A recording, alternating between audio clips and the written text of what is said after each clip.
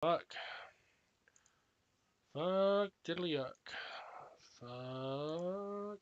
Update those titles. Do do do do do do do do do do do do do do do do do. Oh. Maybe she say hi about the pouty pouty All right. I think it's working. Let's just.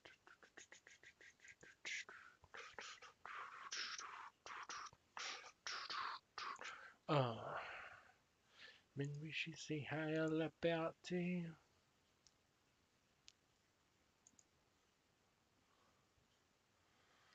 pouty pouty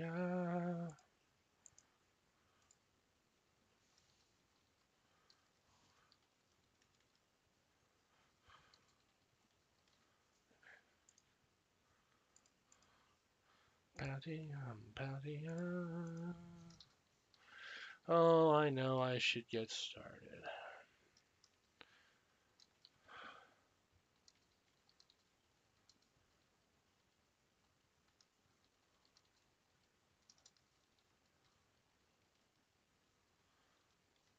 All right, and we plugged.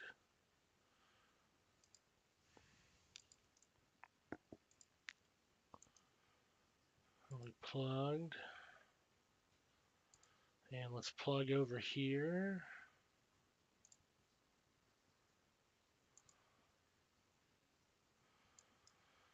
So I think Cenk wanted me to respond to him. I'm gonna surprise you. He did a thing, and I'm really happy with his process.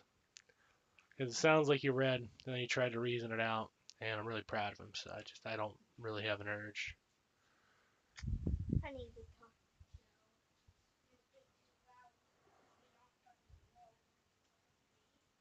Okay, well, I'll tell him. I'll tell your brother, honey. Have a good night. See, even sometimes I can parent. Oh, I'm just get talking to the void tonight. I think that's what I need. I think I needed to hear my own voice. Ah, God, who's watching? Why would anybody watch this? Stop. For your own dignity. Dear God. What the hell?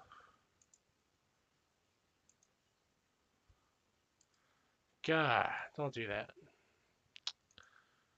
So, we're gonna ennui stream it.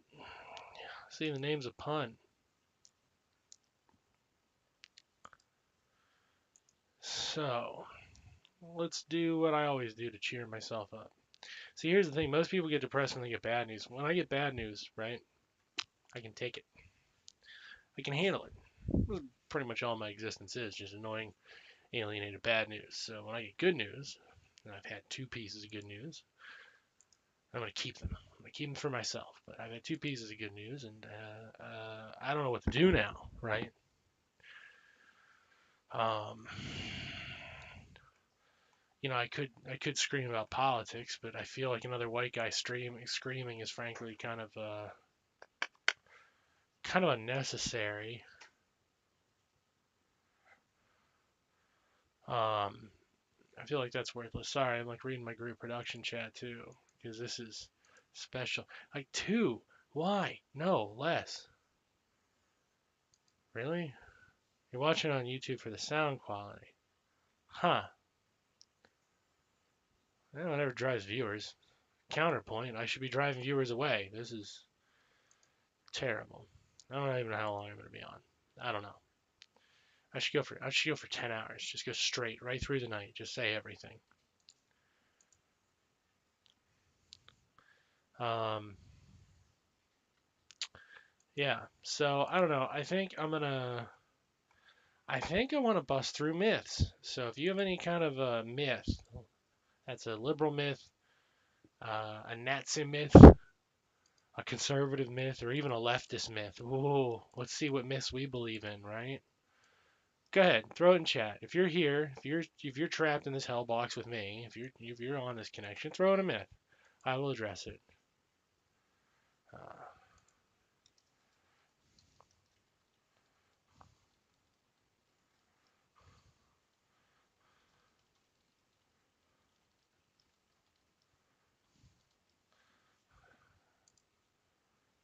Uh, Diogenes.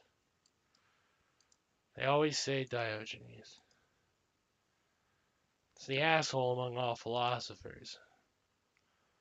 Worthless. I'm gonna have a hot take here. Diogenes worthless. Not one of the greats. Lives on because he's a prolific douchebag only. Worthless philosopher. There's no value there. We're all some degree removed from the truth, but that one is removed from the truth. Uh, every capitalist says Diogenes. Huh. That's the real trick. But yeah, all right. So let's start with a myth, right?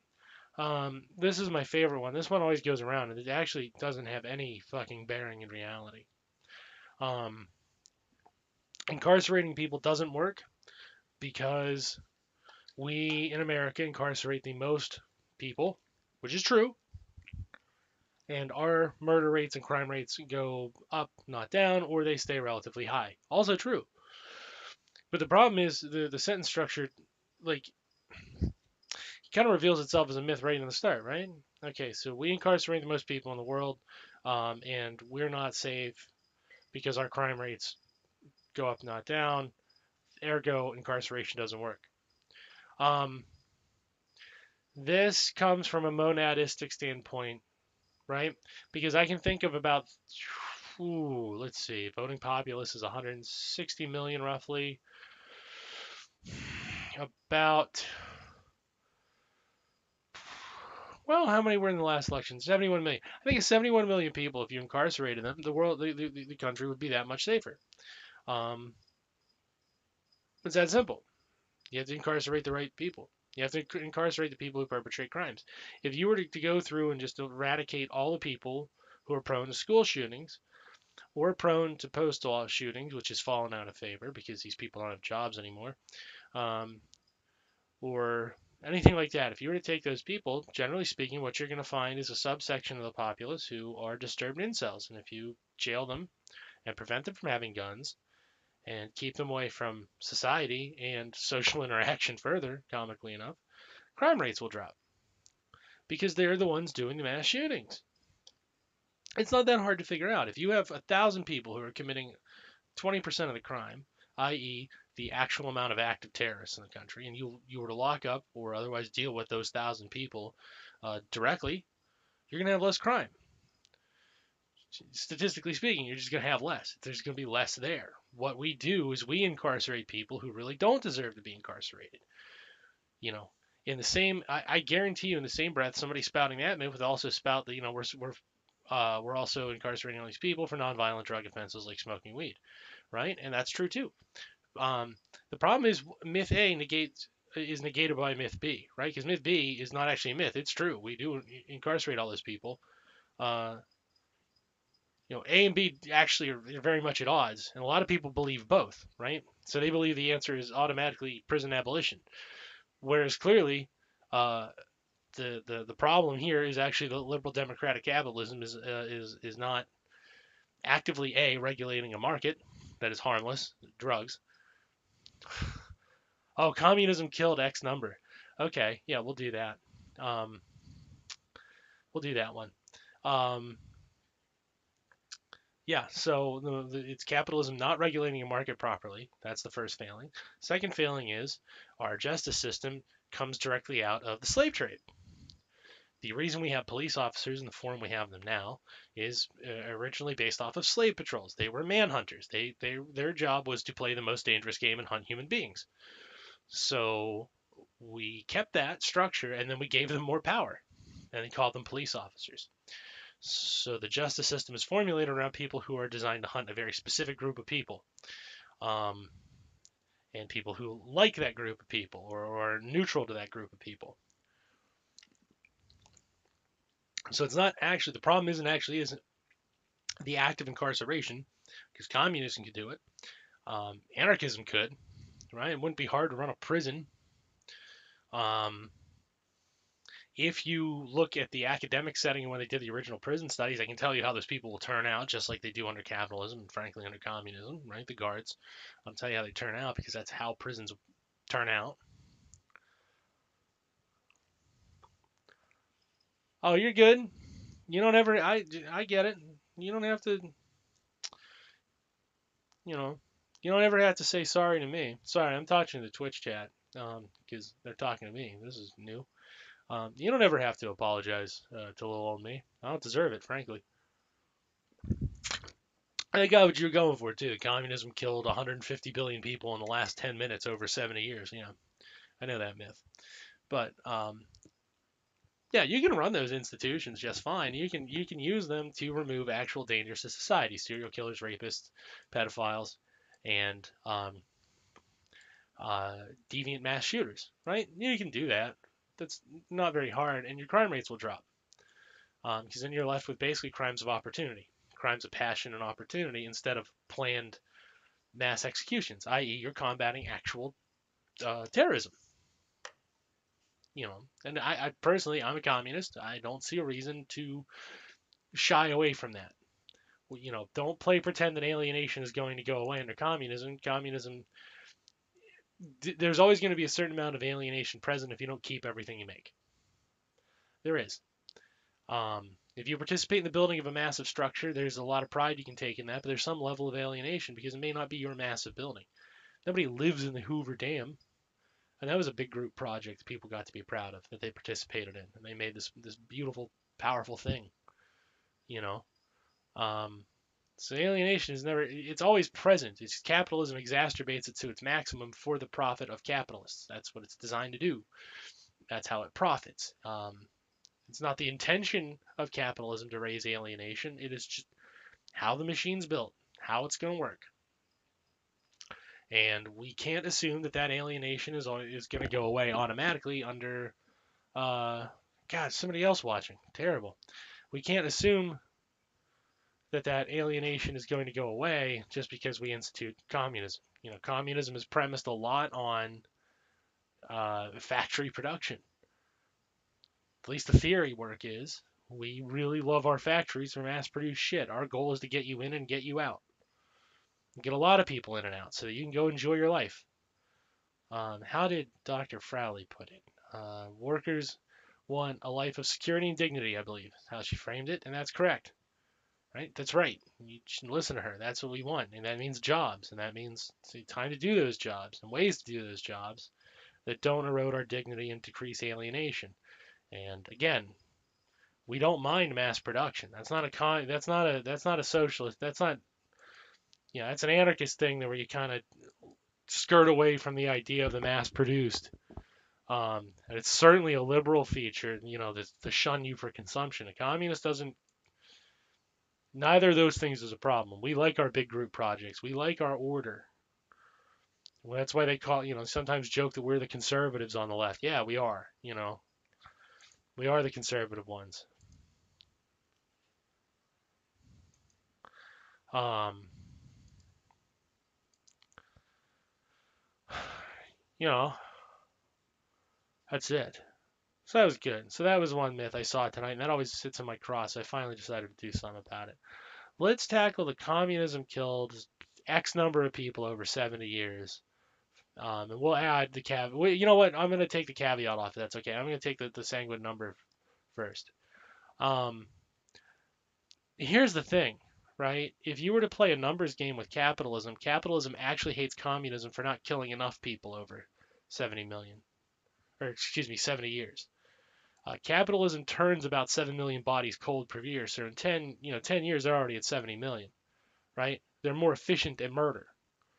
That shouldn't be a surprise. That's what capitalism's good at. It's good at killing people. In its most perfected killing form, it was fascism. It was, Mussolini and Hitler. They're very good at killing. Don't ever, never. what they did was horrific, but their discipline should be noted. They were very efficient killers. Um, and the United States exported that, and we have exported it globally. That is one of our exports, is Nazism. So we extracted that from Germany and exported it, right? So if we take, what's the most generous way to frame that argument? These are people that communism has killed within their own societies due to a lack of preparation on their part, or actively killed in the act of war, i.e., casualties on the opposing side to communism. Okay. If you play that game again, you're going to come up with a figure of around, it's about 90 million. But if we're playing the numbers game on that, again, capitalism is responsible for around, right now, currently 7 million. I sat and calculated this one time. It's about 7 million a year right now. And you could disingenuously crank that number out. You could crank that up. Every Russian who died in the war then, for example, is a body count of capitalism. So if the Russians were quote unquote weak as shit in fighting their wars, right, with the White Russians against Japan, and then Nazi Germany, and any allies they had in the region, right? A lot more Russians died, so that means capitalism was better at killing communists, frankly. Um, if you look at the total body count of capitalism, right? So if we were to go back to the 1800s, start of communism, to today, communism exists in some form, and compare that to capitalism, which overlaps, right? It overlaps. I mean, capitalism was there in the 1800s. How the fuck did Karl Marx write Das Kapital if they don't overlap? But it goes back further because it starts. The first libertarian revolution is the American Revolution, but it's still very proto small scale. 1789 is generally the big marker of the libertarian revolution, right? That's the big one. So let's run with 1789. So it's got a good 50-year head start. If you were to actually start tallying up the body counts, yeah, there are some instances in communism where a lot more people died all at once suddenly. Yeah, terrible, tragic. Um, Capitalism has a steady body count. It likes its turnover rate, if you will. It's very mechanical, it's very methodical, and if you start looking at the lethal ideology problem, right, they'll say communism is an ideology of death. Is it? Well, let's see. What eugenics predates communism? Eugenics is a capitalist feature. Um, Slavery, which was not created by capitalists, to be fair, to capitalism, but it was certainly beloved. That predates it. That's pretty brutal ideology. Um, what else do we have? You have you have the just war doctrine of Thomas Aquinas perverted into the just preemptive strike. Nazism, that's kind of I know that's a catch-all card, but not fascism, Nazism, the big boy, the the race-specific flavor. That one's pretty brutal, right? Because it's just working on how to solve those problems, and it works out that the final solution is extermination. That's how you deal with an unwanted population. And they were very methodical about it. You know, Again, I'll give them their due. Never say I won't give somebody their intellectual due, but the problem is where they take it is horrendous. Disgusting people. Moving on, right? Laissez-faire capitalism is a pretty murderous ideology. We certainly have post-monarchist imperialism. That didn't go away. Capitalism rather loves that. Corporate ideology is pretty gross.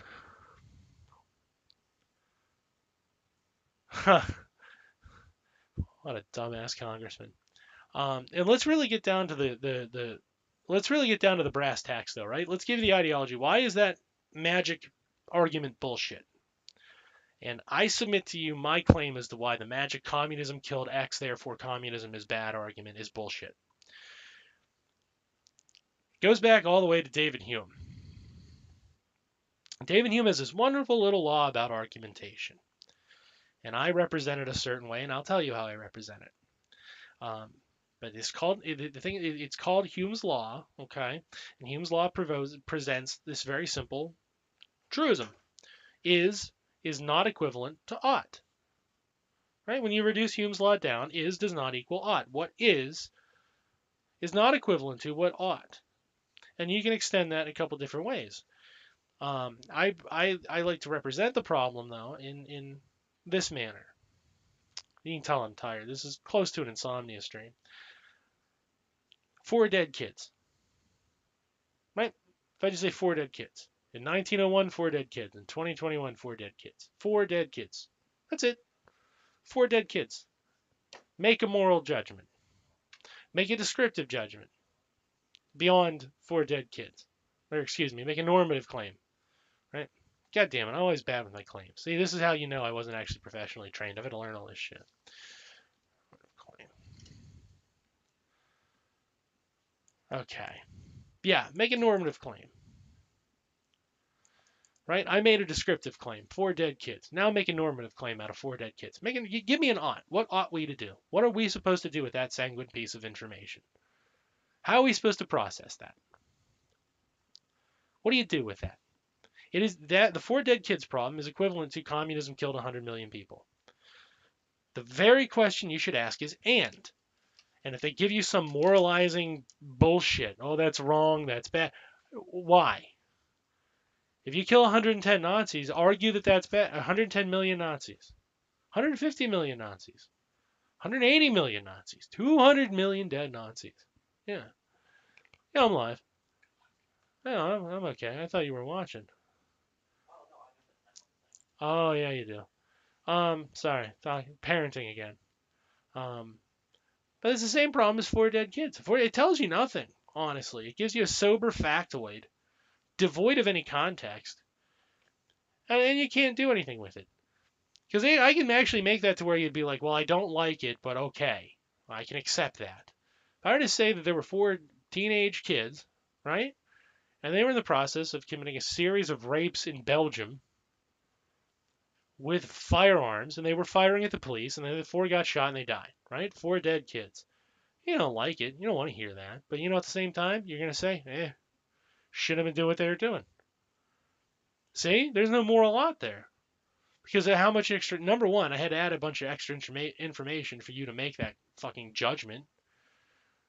Number two, sorry, I'm losing my train of thought. I told you, I am tired. You're getting real Dan right now.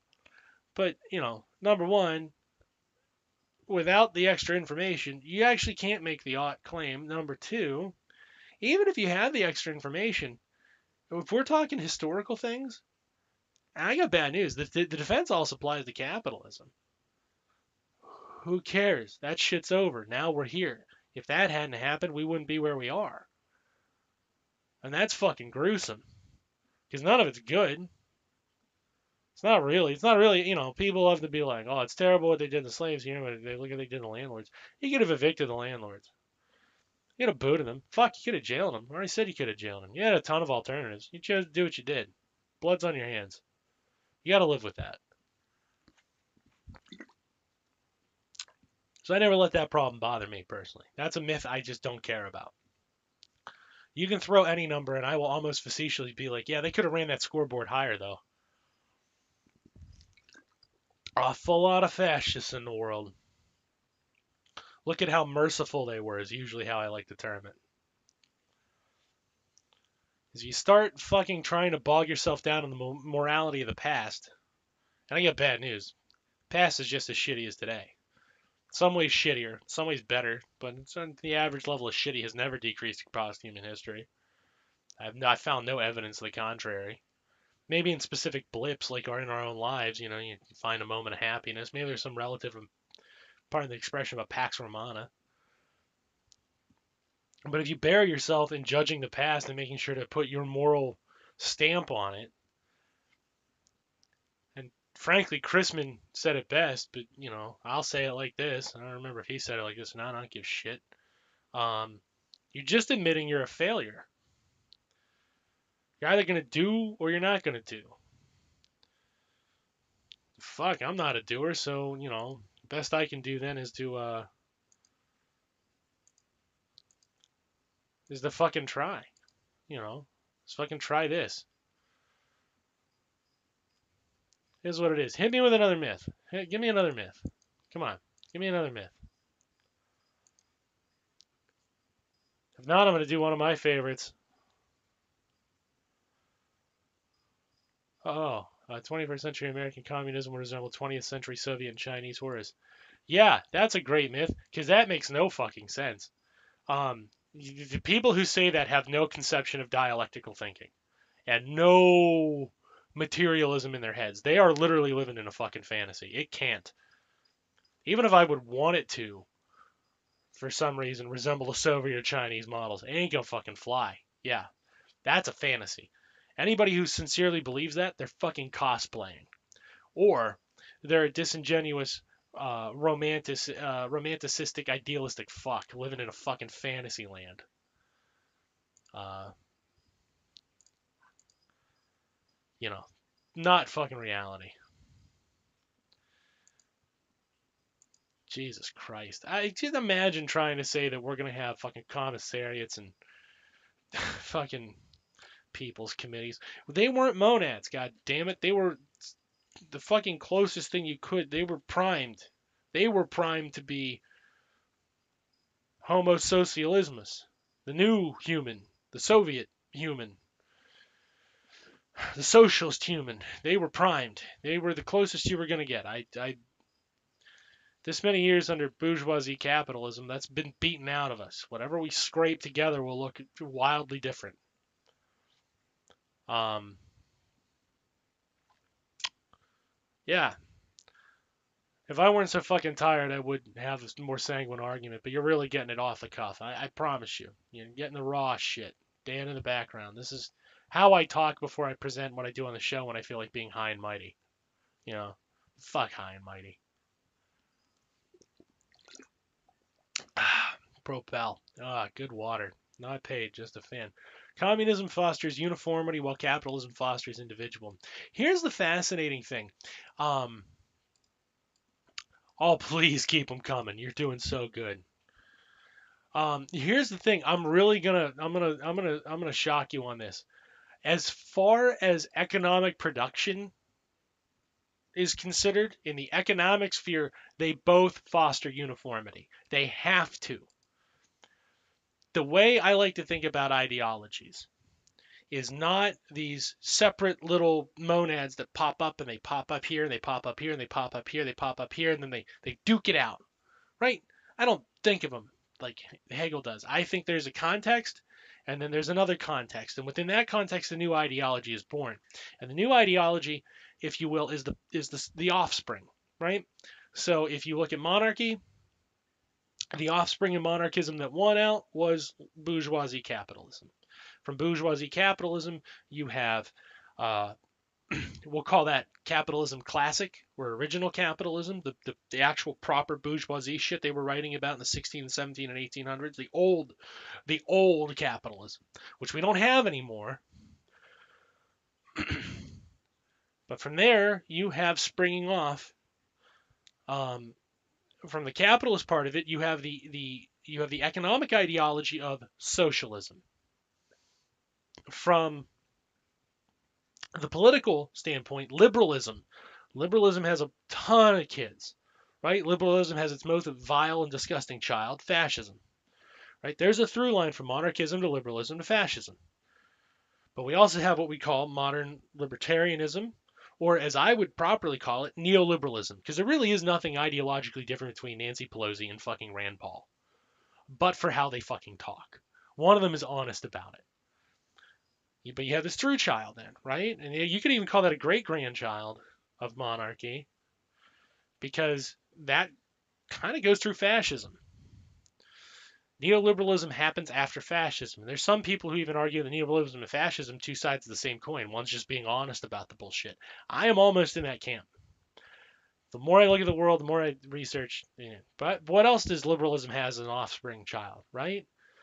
It has uh, Anarchism and communism. Those two ideas really exist coming through the framework of liberalism. And what happens is when those ideologies come up, they are critiquing the parent. They're saying, I also like to liken this from family tree.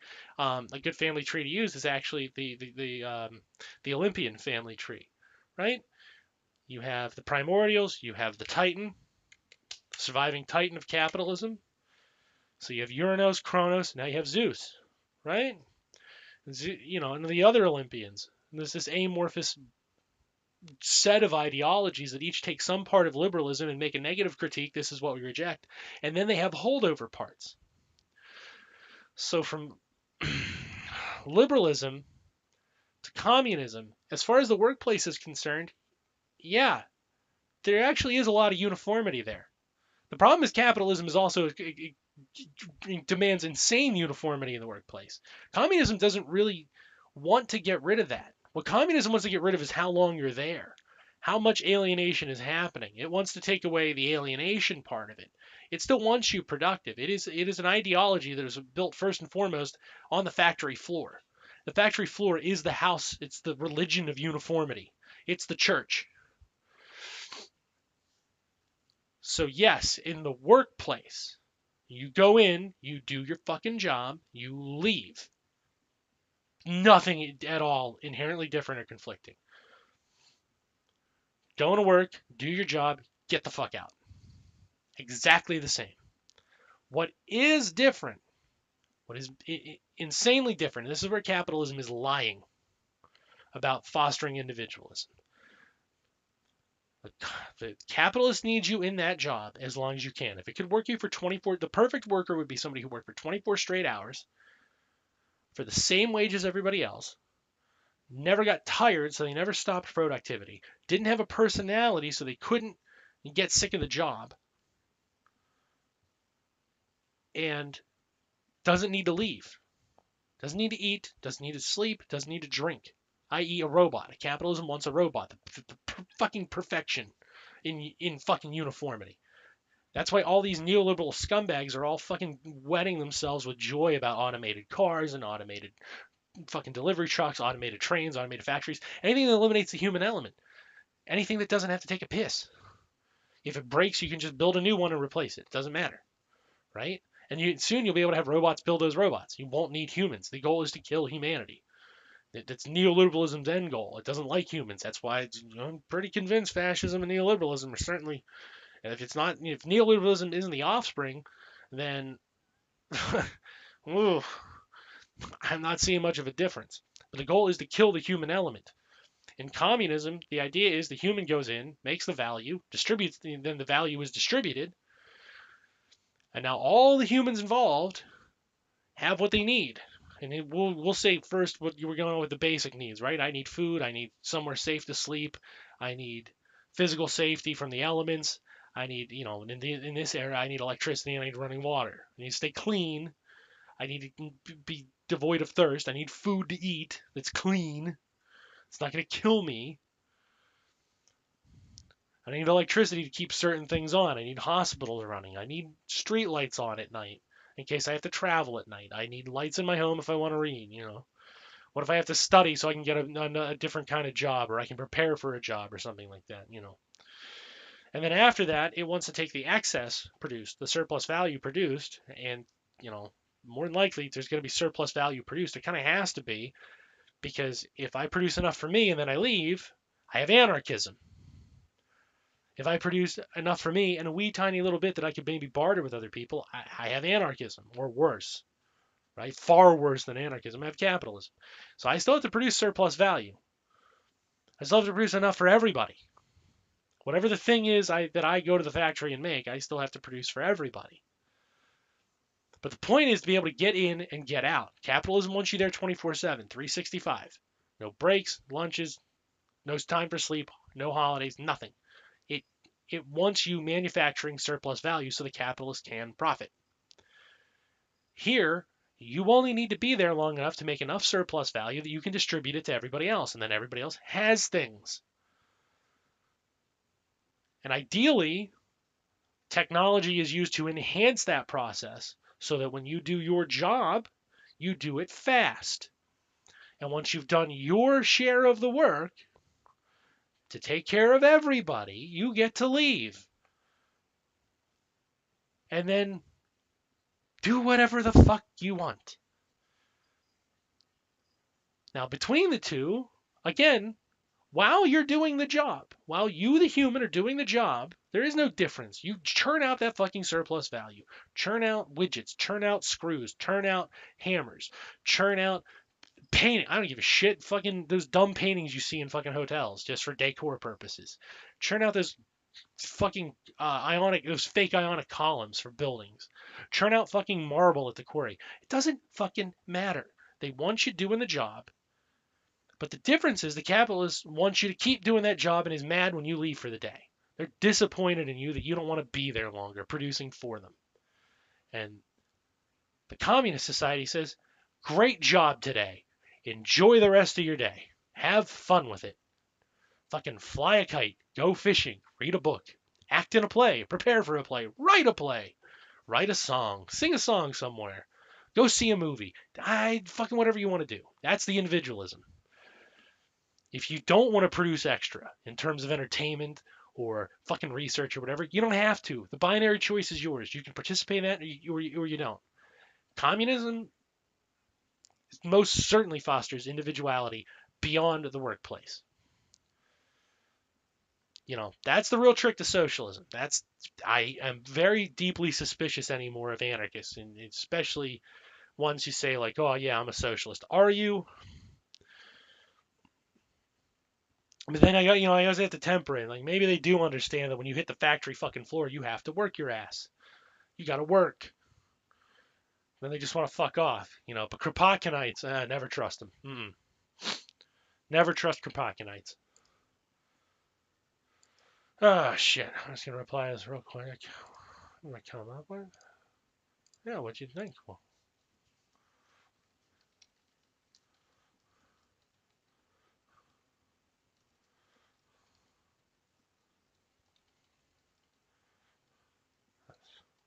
I've seen all the big boys.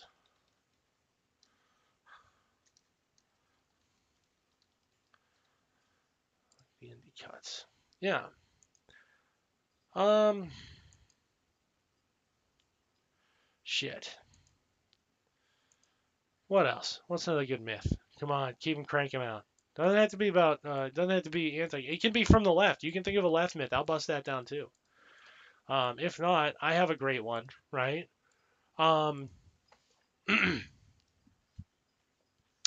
This is a fantastic one, and this one gets brought up in sociology a lot. And I will use an example that's been overused.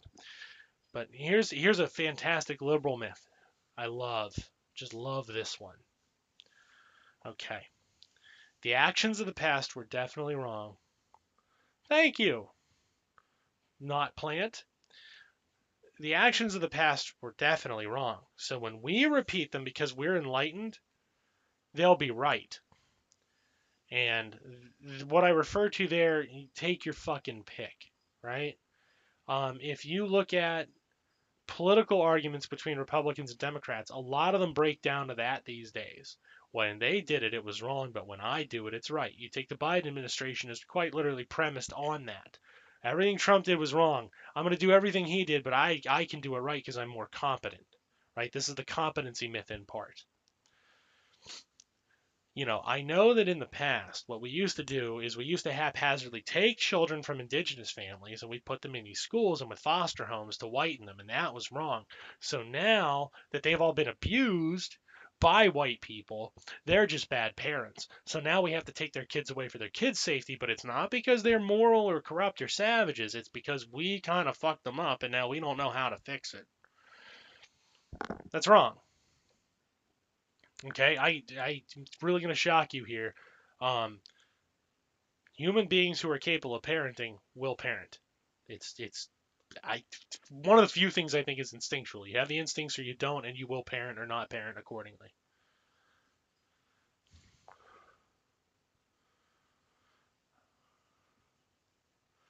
Yeah. Okay. So the comment is I don't have a caveat of your views on communism production other than to lift up an argument of my fiance. I think modern American communism needs to produce a bit more for the disabled folks who are unable to work. Yeah, precisely. Surplus value. Right, that's all surplus value. Surplus value is created when you've worked more, when you've put out more than you needed to take from that work position to keep, to pay for you. And the people who operate, okay, this is going to get really technical linguistically, and I really apologize. But if you write down the two sentences, the way they're normally written is each according to their ability, semicolon, to each according to their needs, right? From each according to their ability, to each according to their needs. Those should be independent clauses. There should be a period there, not a semicolon. You should be producing according to your ability. You should be doing as much as you humanly can for humanity. And you should be getting what you need. To do that, we have to produce more than we consume. We have to be production machines, not consumption machines like capitalism would have us. The only way to do that is if you produce surplus value. What capitalism gives us, let me be very clear, is the means by which to produce a surplus beyond a simple surplus. I can trade with my neighbor. Capitalism and its modes of production give us the ability to mass produce. Because instead of creating a chair over the course of a day, I produce multiple legs over the course of a day. So over the course of a day, instead of finishing one chair, I can work on 10 chairs. Instead of one ass in a seat, I can now put 10 asses in a seat. Capitalism creates the opportunity for genuine surplus value. The problem the communist has, if they're thinking clearly about the theory, and I know I just know true Scotsman did, but if a communist is being honest, we still need you producing surplus value. There are 7 billion of us on this fucking rock. That number from projection, if left unchecked, is probably going to cap out at 9 billion. I've read those estimates somewhere. I apologize I don't have my links. But 9 billion total humans, unless something catastrophic happens, which capitalism is hell-bent on catastrophe. But 9 billion of us. Are we going to put 9 billion asses in seats producing one chair per day or multiple chairs per day? This is a no-brainer. Now, I use the example of chairs because it's kind of a classic, but the same goes for pants, coats, linen, food, video games, what the hell ever. And again, a good communist who's done the homework is not worried about consumption. We are producing and consuming machines. We all are. Disabled, not disabled, black, white, man, woman, non-binary, transgender, Muslim, Jew, Hindu, Christian. We all consume. We can't all consume the fruits of our own labor. You wouldn't ever, if you were being honest, expect a baby to get off their lazy ass, put on their work diaper, and get a job. You're going to have to feed the babies. Animals know you have to feed the babies. Hell, animals in a lot of cases know you have to feed the old people. Or at least the old animals. Because at one point they fed you. Same thing goes here. Capitalism, uniquely, has given us the means to do so. They put a check on that by having a capitalist steal that surplus so that they can determine who gets it and how much that person pays for it. These are things we have to overcome. In the short run, we can't overcome the commodity form. You want to tackle capitalism and then you want to rethink how objects exist. That's going to be fucking hella difficult. Money still functions as a nice technological intermediary, as it has for thousands of years at this point. So we represent that right now, that surplus value, with price. That's how much it costs, because that's what the capitalist wants with that stolen surplus value. Under communism, You still have to produce surplus values, but we have to do it. We do have to rethink how we do that. One of the ways to do that is let the worker decide. That's the one I generally vote for, is the workplace democracy. But you have to have those workers producing surplus values. That's still a problem you have to overcome.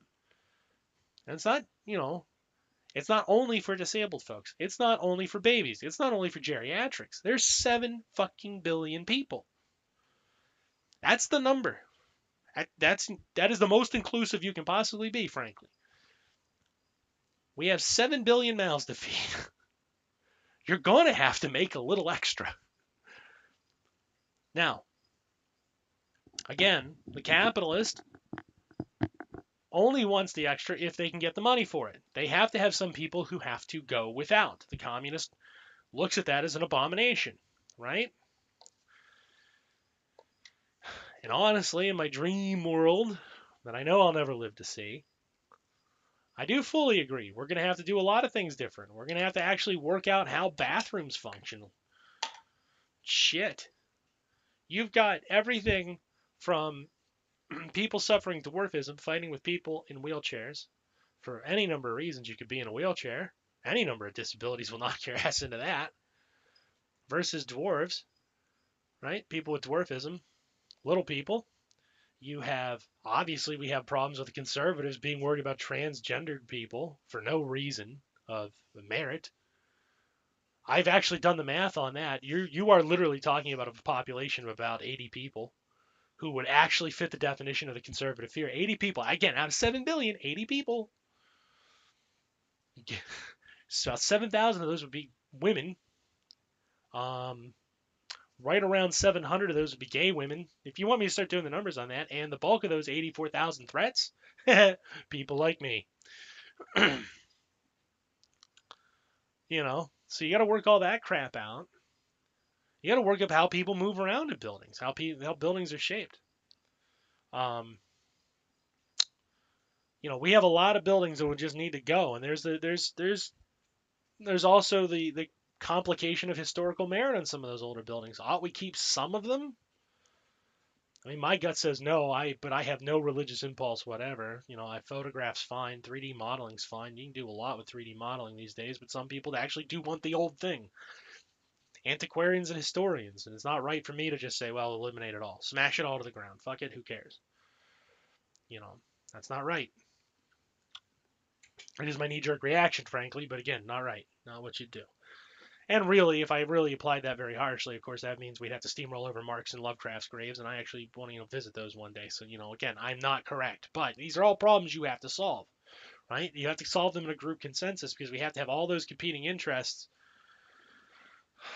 solved, right? And I've stuck to bathrooms and buildings. How many other things need fixed? Christ, makes your head spin. How much water is enough in the toilet? And we're not wasting water, but that we have a functioning toilet. Some of us have IBS.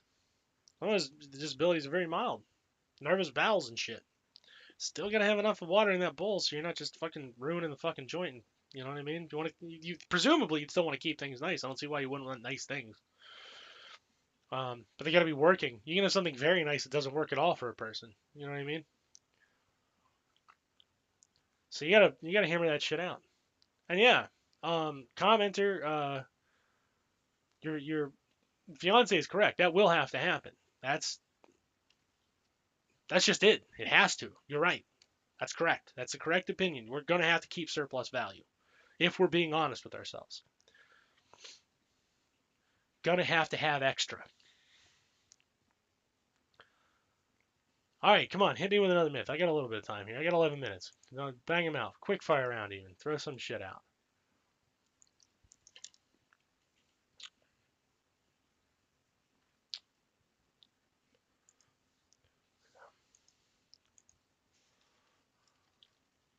All right, hold on. Fire.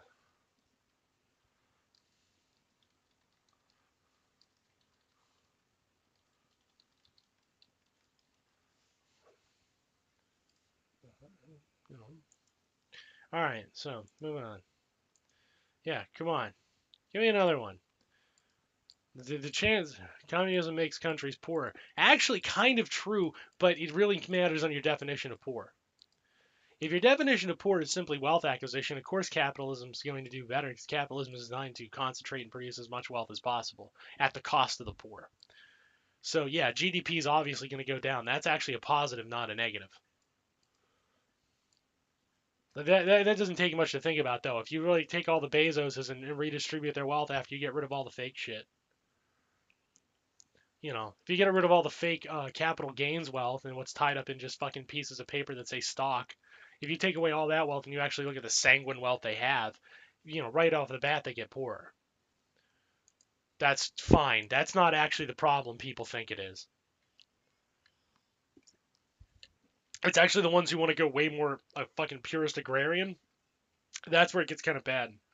Because again, we need to produce mass surplus for amenities. We don't, even in the short run, we're really opposed to the idea of losing what we have right now, the comforts we have now, what few there are,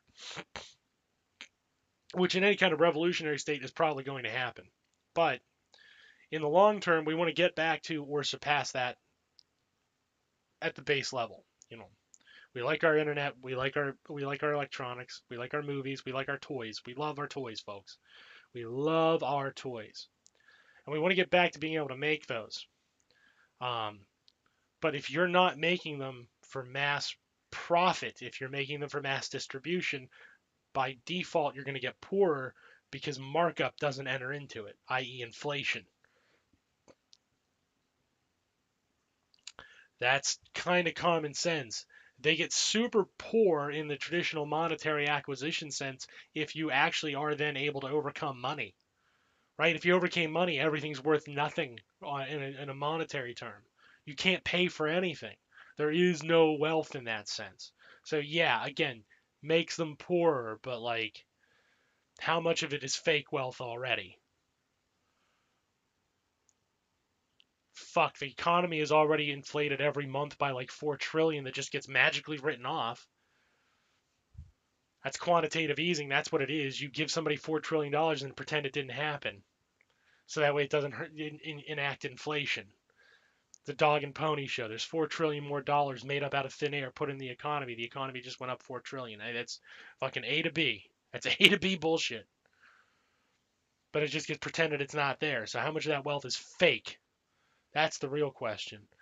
And I contend if I were to audit those books, a lot of it's fake. A lot of it isn't real. It doesn't have any value. What are you going to do with stock when you're fucking starving? Nothing. If you're starving, if you're starving and you get fed, that's worth something. That's a kind of wealth that isn't measured in dollars. Yeah, good one. I like this. You're asking to be made content editor. You know that, right? That's what you're asking for. We absorb people in the collective. That's the beauty of a collective. My co-host is here. Notice his ass isn't on stream though. Good. This is Dan Rambling Night. No, this is from me. Um, what's another good? What's another good myth? Capitalism breeds innovation. Um, Mixed bag. Honestly, a mixed bag. The kind of innovation it breeds. Oh well, you're doing great. I hope I am. I know I'm not. Um, I want to end on this one. The innovation myth. If you look at what capitalism is actually properly innovating, in the grand scheme of things, right? In the grand history, if you were to use innovation to describe technological advancement, we're not really doing much different than we already have. Believe it or not, right? We always have used tools to accomplish a goal. That's a human trait. It's a trait of our sentience. So you can't use that. We invented a new tool. Can't use that one. Let's narrow it down though, right? Um, let's take firearms. Let's take killing implements, right? Firearms now more than ever push a projectile through space at incredible rates of speed. Problem is, from a very early age in humanity's history, we've been able to pick up and throw a rock. We've been able to figure out the technology of picking up a rock and propelling it through the air. So the most you can say is we have changed the way we achieve that, and we have used that to make it faster, but that's not really innovation, honestly. You're not doing anything new. You're not adding to the species. Um, if you were to look at farming techniques, farms are more efficient than ever. Problem is, we've been farming for several thousand years. We've been domesticating animal for several thousand years at this point. We've been growing crops for several thousand years. Shit, we've been returning to places that we know have food for several thousand years. And I know I'm underselling that one. That's not innovative. I'm sorry, it just isn't. That's not an innovation. Um, Surely communication distribution, right? Now, faster than ever, I can communicate with anybody across the planet. I'm talking to people all across the United States right this very second. And there's a repository of us so the people across the entire fucking planet can pick it up at any moment, right? Okay, but we had telegrams before. And frankly, with how much is now removed from voice communication to text, that's a backward step, not a forward step, frankly. We've had telegrams for what, 100 years? Verbal communication for 100 years? Telegrams, I guess, were a little bit longer, right? 1880, something like that. They were running those cables. Verbal communication, carrying a vocal signal through a series of wires and popping it out, an electronic signal. We've refined the quality of it, but we certainly you know, haven't really innovated in that regard, have we? There's no new way to communicate. Mass processing of data. They had abaci for a long time. You sit enough people down with abaci. I think that's the plural of abacus. You let them run the numbers, you'll churn out a lot of different shit. You assign meanings to that, you've got a living computer. It's not really all that. It's not that innovative. You're not changing how the species does things. You are changing the rate. So what capitalism could claim is that it changes the rate of the performance of routine tasks, right? Tasks that are routine for the species, overall, it increases the rate or increases the odds of success. Fair enough. The funny thing there is, that's the part that communists like. So that's not the big insult. We're just going to take that from you. That's our plan. That's our grand scheme, is to control how those refinements are made. That decision making. Instead of praising Musk shooting a bunch of debris into space between his car and his dumb fucking satellites, we're going to have people firing shit into space that know what they're fucking doing because it's the workers deciding. The scientists are deciding, not the fucking NASA people, or not some fucking erratic, weird South African man who isn't funny. That's the point. So no, if you want to be really firebranding, communism, anarchism, not innovative either. And as far as the refinements go, as I can speak for the communists on this one, yeah, we're just going to take that from you. Sure. Your ability to increase the rate of refinement, increase the rate of an action, decrease the labor time necessary to do the thing. Sure, you got us. That's what we're going to take. I got about 2 minutes plus. Fire it off. What's the new one? What's the new myth? Let me hear a myth. Don't leave me hanging.